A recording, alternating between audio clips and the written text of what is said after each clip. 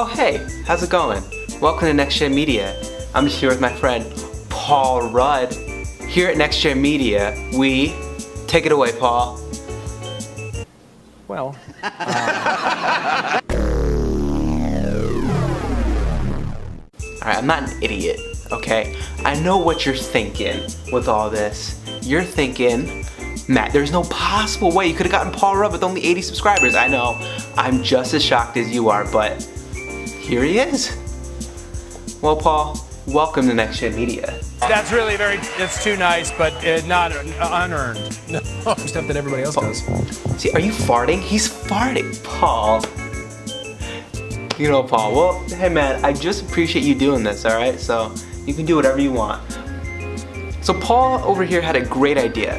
He decided, hey Matt, he actually approached me, his agent emailed me and said like, hey, we watch all your videos and we want to do a team up with you and Paul Rudd. I was like, let me fit into my schedule.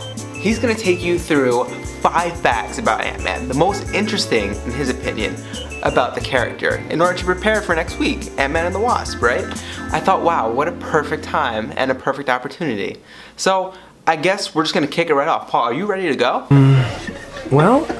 Take that as a yes. So Paul, why don't you read us the first interesting fact about Ant-Man? Go, take it away. Sure, Matt, absolutely, and I just want to say I am so happy to be a part of Next Gen Media. So here's my first fact. In Marvel's Ant-Man, the visual effects team used techniques to make Ant-Man shrink, and these techniques were far different from other shrinking films. These effects consist of macro, or close-up photography, as well as motion capture, which give a more realistic visual experience. Wow, Paul, I gotta say, that's a very interesting fact. When I think of shrinking movies, I immediately think of movies like, Downsizing or Honey, I Shrunk the Kids, and it's interesting to know that Ant-Man, for a movie that's action-packed, took a more creative approach to shrinking. I think that's pretty neat. Thanks for sharing, man. My stomach's a little upset, but Hey, why don't we move on to the next one, alright? Number 2, Paul, take it away, man. Go ahead. So, Ant-Man is one of the original members of the Avengers. That's right, since issue number 1 back in September of 1963, Ant-Man and the Wasp have been founding members of the Avengers alongside Thor, Iron Man, and the Hulk. That's really interesting, Paul. So you're saying, and by the way, you sound a lot like me. Is everything okay with your voice? I'm gonna pop off a piece of my dick. So if I'm understanding you correctly, you're saying Ant-Man and the Wasp were one of the original Avengers? That's neat. Like, even before Captain America? Mm-hmm.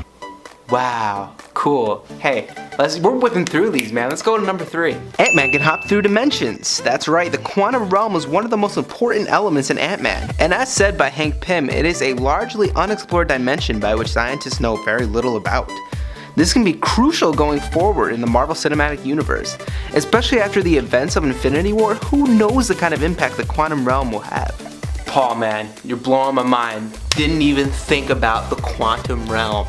Spoilers ahead for Infinity War. Especially after all those deaths in Infinity War, we know some people are gonna come back, right? We know Spider-Man's gonna come back, right? We know Black Panther is gonna come back, right? They already have sequels. So maybe the quantum realm will be part of the answer as to how these heroes are gonna come back. Great job, man.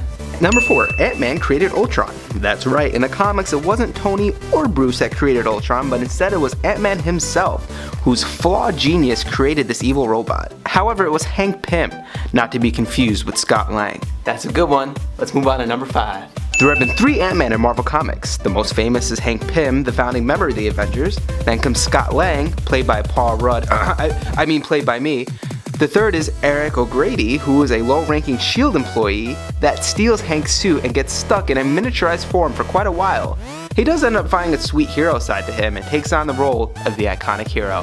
Wow, that's interesting, Paul. So you play the second one, then you play Scott Lang? Wow, that's really interesting stuff, man. Hey, that wraps it up. I appreciate you coming out, and what great ideas you had for these 5 facts, Paul. Wow. It's so cool meeting you in person. You're so different. You're so stiff. Wow, Paul, welcome to the... Oh, this is stupid. Hey, Paul, what do you love most about Next Gen Media? well, it depends on the setting. Sometimes I think it's like super funny, very funny. You guys, I have a confession to make. This isn't Paul Rudd. It's a green screen. I know, Paul Rudd's agent never contacted me. And you're probably thinking to yourself right now, Why is Matt sitting alone in his apartment with a green screen, talking to himself, when he could be doing so many other things? Well, the answer to that question is